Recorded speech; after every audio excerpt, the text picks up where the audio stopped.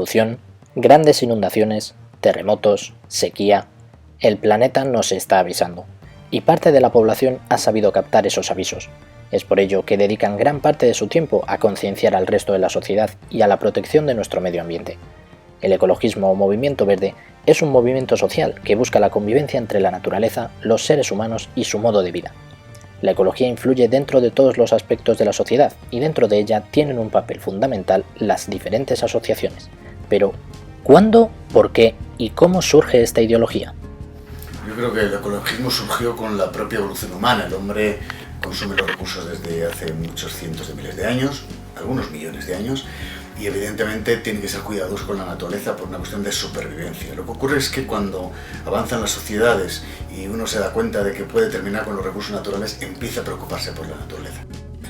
Como nos explica Miguel Ángel Valladares, Dirección de Comunicación de ADENA España, fue la preocupación por los recursos naturales y su escasez la que animó a crear las primeras organizaciones en busca de conservar la fauna y la flora. A finales del siglo XIX es cuando arrancan estos primeros movimientos, pero es realmente a principios del siglo XX, en la década de los 50 y 60, cuando se da la verdadera preocupación por la extinción de especies, los problemas de contaminación o el movimiento antinuclear, que ponen la primera piedra de lo que todos conocemos ahora por movimiento ecologista en la actualidad, con todas las acciones que llevan a cabo cada año para proteger el medio ambiente. La preocupación por la conservación realmente empezó como a finales del siglo XIX, digamos, ¿no? En Estados Unidos y también en España se forma la Real Sociedad de Historia Natural, la Sociedad de Historia Natural que tiene, pues eso, desde 1870 está en marcha, y su función principal era conservar la naturaleza, ¿no? Entonces, digamos que ahí es un poco el inicio del movimiento ecologista, pero es una sociedad más de corte científico, ¿no? Es en la década de los 50 y 60 del siglo XX cuando empiezan a verse los principales problemas de contaminación, cuando empieza el movimiento antinuclear, cuando empieza la verdadera preocupación por la extinción de especies, y ahí realmente es cuando ya se puede hablar de ecologismo, ¿no? Mediados del siglo XX, 1950, 1960 y hasta ahora. Con el objetivo común de trabajar en beneficio del planeta para conservar su flora y su fauna, las distintas organizaciones medioambientales trabajan codo a codo en muchas ocasiones en ciertos temas de interés nacional. Tienen claro que para ganar una pelea donde se enfrentan a grandes empresas y organizaciones que dirigen el mundo, unir sus fuerzas es clave para conseguir lo que se proponen, y para ello se valen de los distintos canales de comunicación a su disposición. Notas de prensa o ruedas de prensa conjuntas e incluso programas electorales con los mismos principios para un futuro sostenible son algunos de los esfuerzos comunes que llevan a cabo para hacerse notar todo lo posible. Sí, en general solemos trabajar independientemente, cada una tiene un poco su área de actividad, ¿no? Pero hay temas que sí que trabajamos conjuntamente. Temas sobre todo de índole nacional o que sean transversales. Cuando me refiero a que cada una tiene su área de actividad, por ejemplo, Greenpeace es más internacional, otra como Ecologistas en Acción es más local, toca un poco de temas más locales, pero siempre hay un punto de fusión en cosas más nacionales, más de todo el país, ¿no? Y ahí siempre solemos trabajar juntas. Mira, los grupos ecologistas nacionales, que también tienen proyección internacional, tienen una personalidad muy fuerte y una trayectoria histórica muy consolidada, de manera que somos distintos. Pero hay tantas cosas que nos unen que cada vez más trabajamos juntos. Y yo te podría decir que en términos de comunicación nos unimos, si no todos los meses, prácticamente todos los meses, en alguna nota de prensa conjunta, una rueda de prensa conjunta, y ya no te digo nada si hay elecciones, porque nuestro programa electoral ecologista para tener un futuro sostenible en la Tierra es el mismo, y los principios son los mismos, de manera que las grandes organizaciones ecologistas, lo que nosotros llamamos el G5, porque son Greenpeace, Amigos de la Tierra, Save Our Life, Ecologistas en Acción, y nosotros nos unimos y pedimos lo mismo utilizando los mismos canales. Nacidos de forma espontánea en 1971 para evitar una prueba nuclear de Estados Unidos en Alaska, Greenpeace es una organización que no recibe subvenciones del gobierno ni de empresas. Se valen de las aportaciones de sus socios para llevar a cabo sus campañas y proyectos en favor del medio ambiente, mientras que los recursos económicos de ADENA proceden, además de las cuotas de los socios, de donaciones, líneas nacionales y europeas de financiación de proyectos y convenios de colaboración con empresas de sectores con mínimas implicaciones ambientales. Con los recursos a su disposición, intentan diseñar campañas de sensibilización ingeniosas y atractivas que logren hacer que la gente y los medios de comunicación hagan de plataforma para hacer llegar a todo el mundo el contenido y los mensajes que solo ellos pueden crear y lograr su objetivo, concienciar.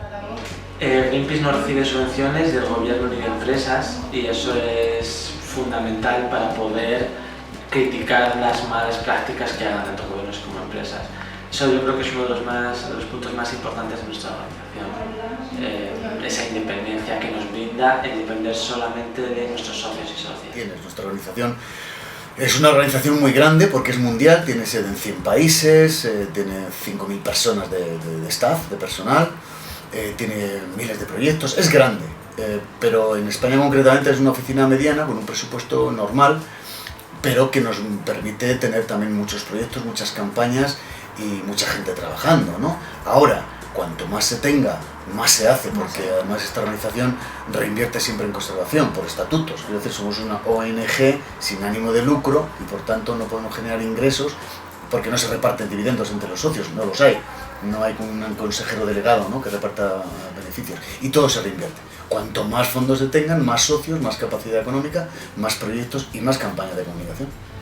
Aquí en las oficinas somos entre 45 y 50 personas. Luego tenemos una red de voluntariado por toda España, que esos son, te podría decir, entre 200 y 250. Y son grupos locales que actúan sobre todo pues, para actividades más de calle o más locales, ¿no?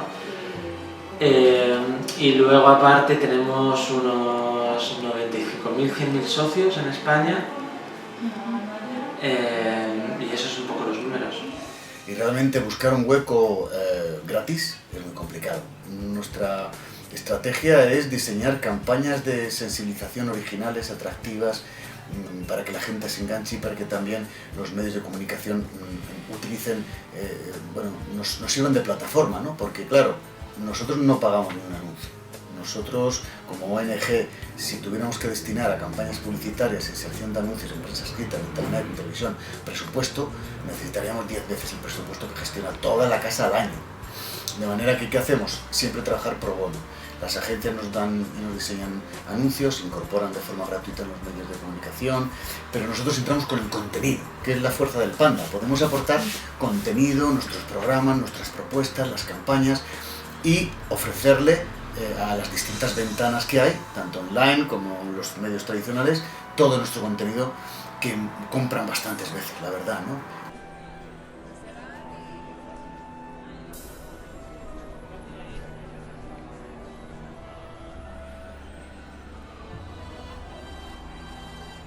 Deben influir las campañas de marketing, de comunicación, las campañas de sensibilización utilizando herramientas de comunicación, son vitales para que la gente se entere, para sensibilizar a las personas y para, sobre todo, incitarles a que actúen. Nosotros trabajamos en comunicación con esta idea, precisamente, de que todos los planteamientos comunicativos son válidos para conseguir la concienciación y al final conseguir incluso logros de conservación, que es lo que quiere nuestro panda gigante.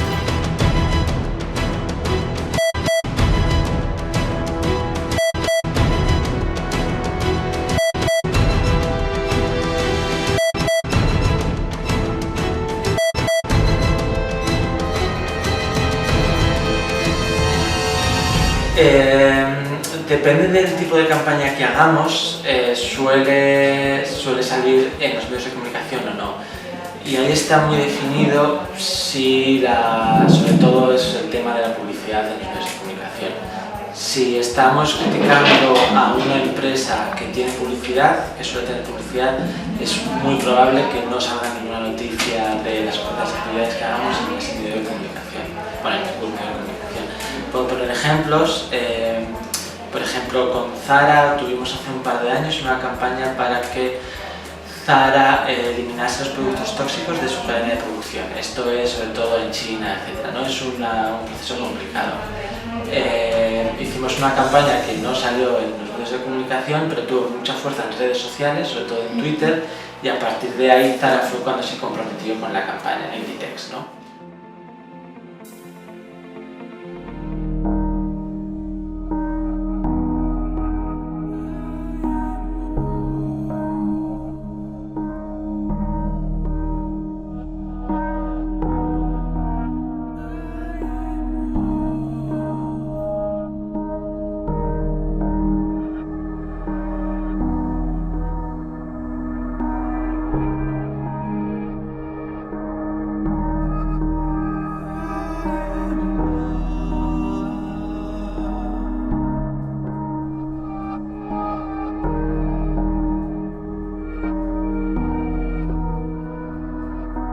the Arctic melts, the rush to exploit its resources is starting.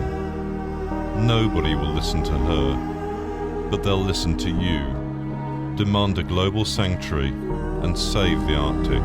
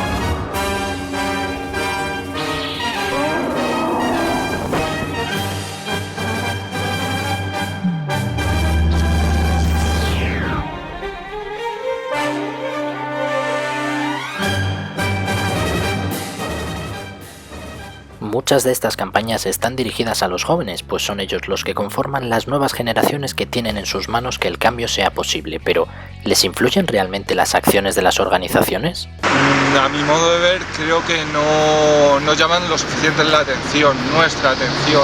Que me cala tanto la publicidad y tanto partidos políticos como ONGs, quizás más las ONGs. Campañas que ponen tampoco es que te influyan mucho, o sea, no son serias. En estos últimos meses, las elecciones generales en España han ocupado la actualidad en los medios y los partidos políticos también tienen en sus programas un espacio para la sostenibilidad y cómo dirigirse hacia ella. En este sentido, las organizaciones medioambientales trabajan con ellos para ofrecer algo beneficioso al ciudadano en este aspecto y también crean campañas de sensibilización como la que nos cuenta Roberto San Juan de Greenpeace de los niños políticos. Bueno, hay un contacto directo y constante con periodistas de todos los medios de comunicación que lleva bastante trabajo, ¿no? Y luego uno de los recursos que solemos hacer siempre son las acciones, ¿no? Descolgar pancartas siempre es muy vistoso y siempre llama mucho la atención. De nuevo, si es una pancarta contra Iberdrola, tal vez nos habla en el periódico o sea una cosa muy pequeñita, ¿no? Pero bueno, siempre hay que estar generando contenido que pueda interesar a los medios. Una acción es ese tipo de contenido, una campaña como la de los niños políticos, no sé si la recordáis, en la que rejuvenecimos a los 5 candidatos principales a las elecciones, que es algo que llama la atención, entonces los medios de comunicación quieren sacarlo, ¿no? Es ofrecerles contenido sobre todo.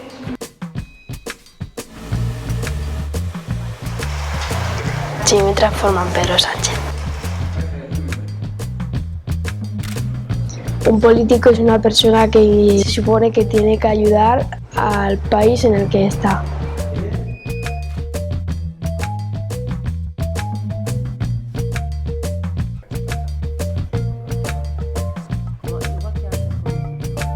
Albert Rivera es alto, con el pelo más o menos castaño y no tenía barba.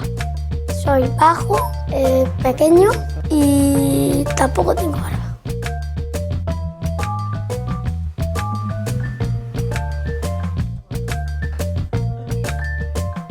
Pues pica mucho, molesta un poco.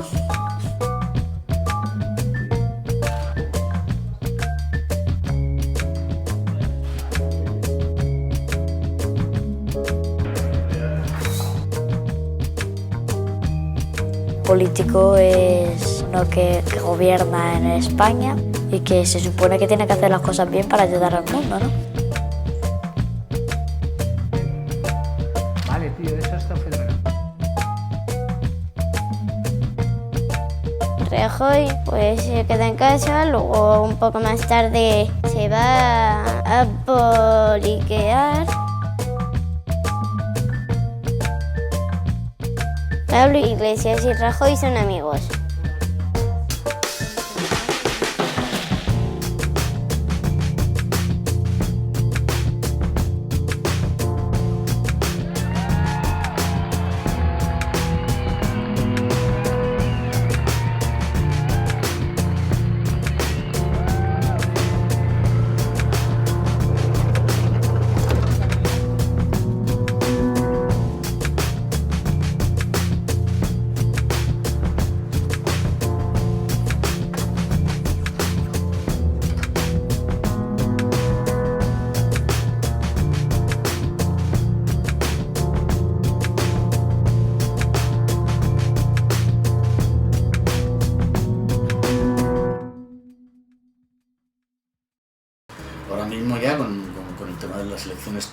tan frecuentes que ha habido en este año, pues ha habido varias reuniones de los grandes 5 organizaciones con grupos políticos para enfocar su trabajo hacia la sostenibilidad, y en eso tenemos que estar codo a codo.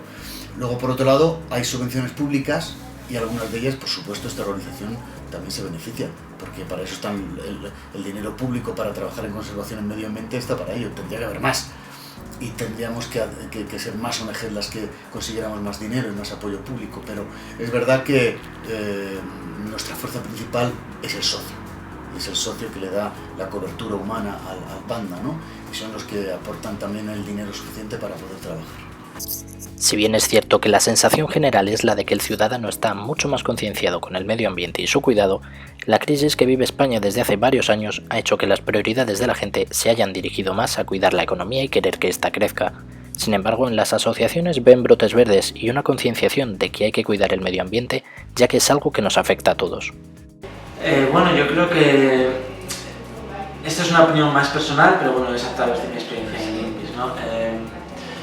Con la crisis, sobre todo, estamos enfocando, la sociedad está enfocando su preocupación hacia otro tipo de problemas, como puede ser el desempleo, no sé, falta de liquidez, etc.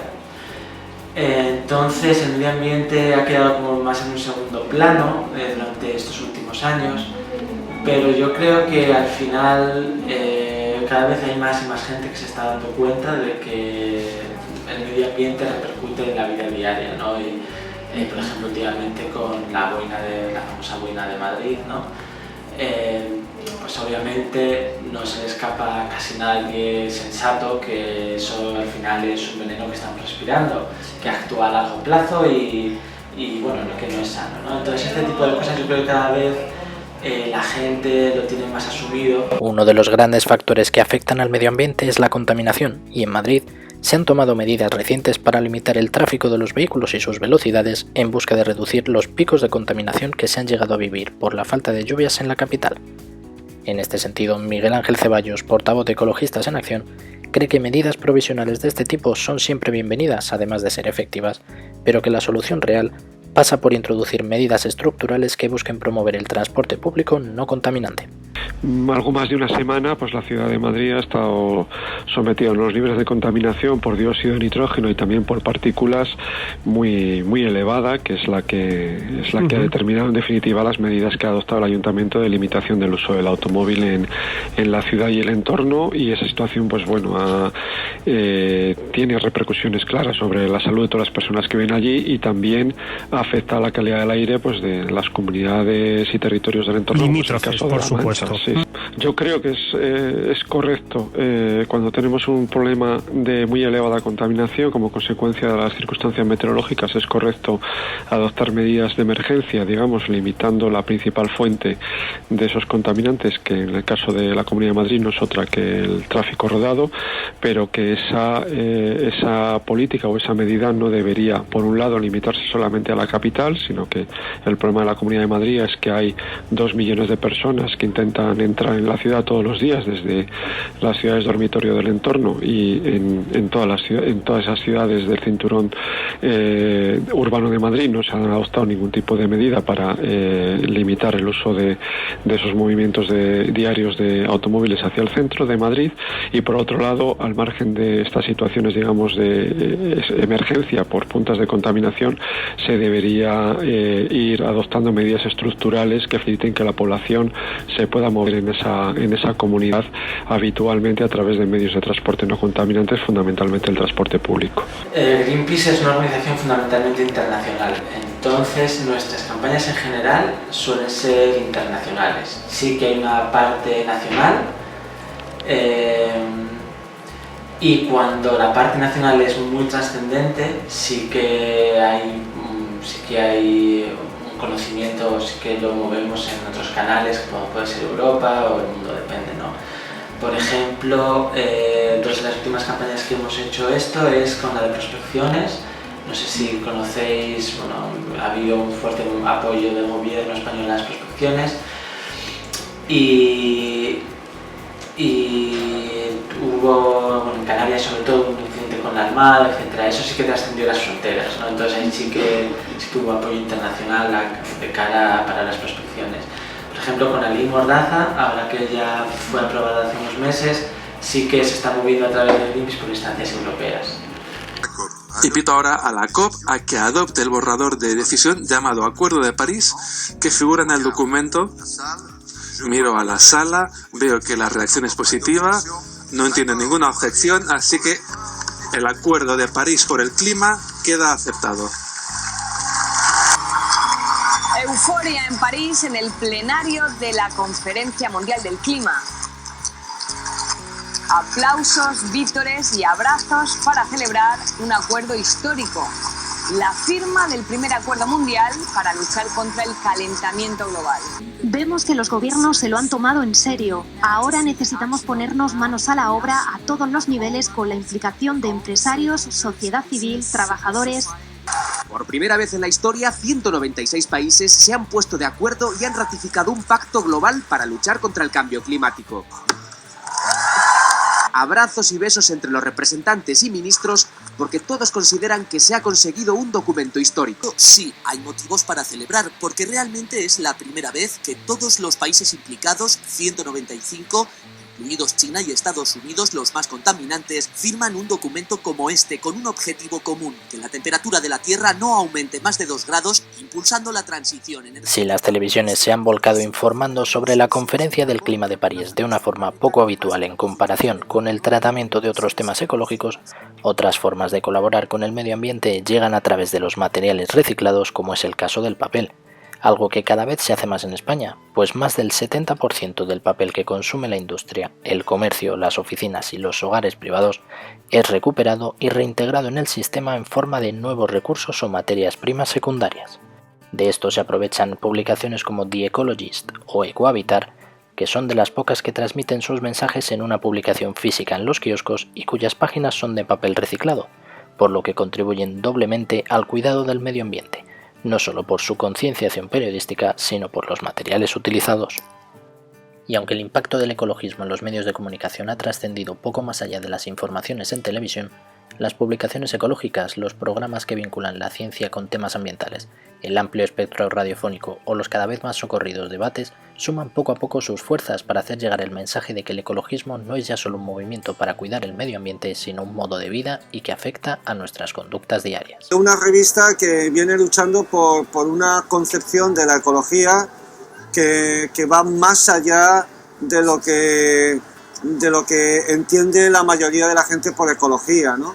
Estamos hablando de ecología profunda, ecología espiritual, una ecología que tiene que ver con el día a día de nuestros actos, ¿no? No solamente se trata de hablar de las ballenas del Ártico o de las selvas amazónicas, que están muy bien y nosotros también hablamos de esas cosas, sino sobre todo de tener una conducta realmente ecológica en cada uno de nuestros actos cotidianos. Las tintas para impresión también se han adaptado a las normativas ecológicas para cuidar el medio ambiente, y en Martínez Ayala es algo que se han tomado muy en serio a la hora de utilizar materiales no contaminantes en sus productos.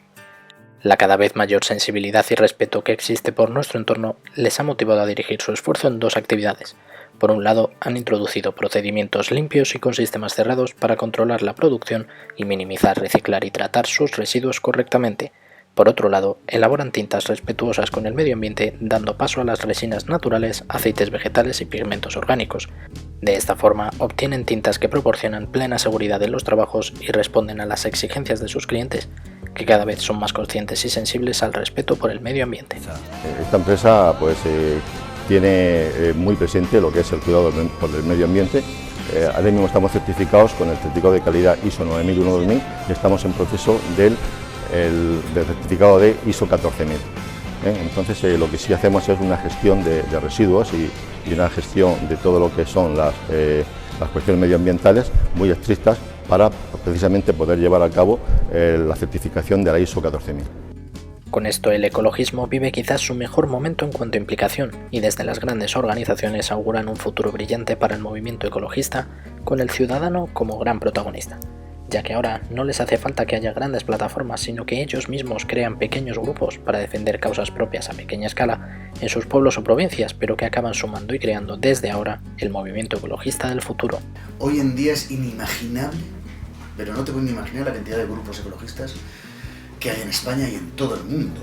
Y es imparable, porque ahora ya la gente se organiza, no hace falta ser una gran organización mundial, como somos nosotros, y otras tantas que hay también en España, sino que la gente se organiza en plataformas en su pueblo para defender sus recursos naturales, se organiza en plataformas ciudadanas para fomentar proyectos de conservación en la provincia, se organizan a nivel autonómico.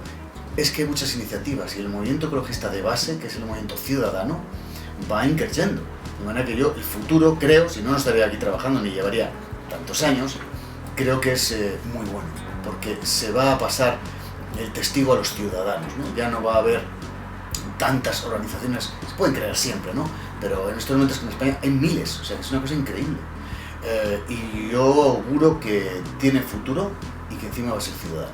Partimos de una buena base ahora, hablamos en el 2015 y han pasado tantos años que muchos chavales hoy en día ya están impregnados de la cultura ambiental, cosa que hace 20 años no pasaba, y 30 ni te cuento, y 50 no existía. Pero es verdad, la cultura ambiental que se ha ido poco a poco la gente impregnando de ella, eso es gracias a la educación ambiental, que ha sido de forma transversal, a la incorporación en los programas educativos del tema ambiental, también gracias a las ONG y a muchas otras instituciones, incluso gubernamentales, que se van tomando cada vez más en serio el tema del medio ambiente. Pues creo principalmente que por la educación. Creo que sí que está habiendo un cambio desde la generación de nuestros padres, por ejemplo, a la nuestra, a las generaciones más jóvenes, que sí que se tiene mucho más en cuenta todo el medio ambiente. La gente joven siempre suele reciclar, la gente mayor no. Entonces yo creo que sí que está habiendo ese cambio hacia un mayor respeto y hacia una mayor concienciación de qué supone cuidar el medio ambiente y qué repercute en la propia salud o en el propio bienestar de las personas, ¿no? En el año 2030 no habrá pobreza en el mundo y todos sus habitantes vivirán con dignidad. No solo eso, sino que seremos además capaces de consumir dentro de los límites del planeta. Este es el ambicioso objetivo de la Agenda Post-2015 que han aprobado 193 gobiernos en la Cumbre de Naciones Unidas de septiembre de 2015. Con ello, se busca el crecimiento económico sin esquilmar los recursos naturales, se reconocen los vínculos entre los servicios ecosistémicos, la erradicación de la pobreza, el desarrollo económico y el bienestar humano, con lo que se dará un paso más para conseguir un planeta en el que el ser humano viva en armonía con la naturaleza. El mundo se ha reunido y ha demostrado que se pueden concebir soluciones reales cuando se trabaja de manera conjunta y se deja a un lado la política. Ahora depende de todos hacer que esto suceda.